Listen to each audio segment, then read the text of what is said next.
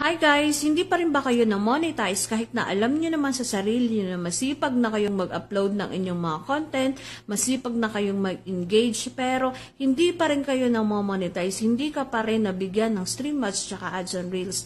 Guys, ganito po ang gawin nyo. Punta mo na kayo sa timeline nyo. I-review nyo po lahat ng inyong mga in-upload. Yung mga nakaraan-raan pa, kahit na nga ilang years pa, burahin nyo na po, baka may mga na-upload po tayo doon na hindi po pasok sa sa policy issues niya or sa guidelines ng ating reels po or sa ating mga Facebook or page. Dapat po, linisin muna natin ang ating mga account. Ang gawin nyo, punta kayo sa inyong mga timeline, sa mga videos nyo, tingnan nyo kung may mga, kagaya ng mga copyright na music, kagaya baka may mga na-post kayong mga music na mga video nyo or nag-live kayo na may kasamang music, ganon. I-review nyo po lahat. Tsaka po, burahin nyo na kung alam nyo naman sa sarili nyo na magkakaroon kayo ng problema noon. Kagaya ng may mga upload tayong may mga watermark ng TikTok, dapat po burahin nyo yun.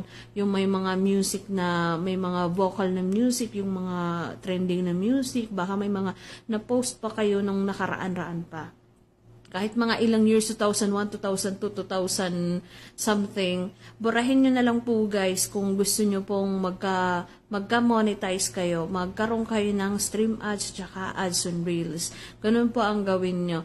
Kung hindi naman po, hindi nyo kayang gawin yon, gumawa na lang po kayo ng ibang account na alam nyong malinis, yung mga in-upload nyo na mga bago nyong reels, doon nyo po ilagay. Or di kaya gumawa kayo ng page. Kung gusto nyo pong hindi nyo napapakialaman yung mga dati nyo pang in-upload noon, gumawa na lang kayo ng bagong account na malinis na account. At yung mga in-upload nyo ng mga bagong content nyo, saka nyo ilipat sa inyong mga page or bago nyong Facebook. Ganun na lang po ang gawin nyo guys. Kasi kaysa naman na manghihinayang kayo na burahin yung ating mga memories din yun, di ba?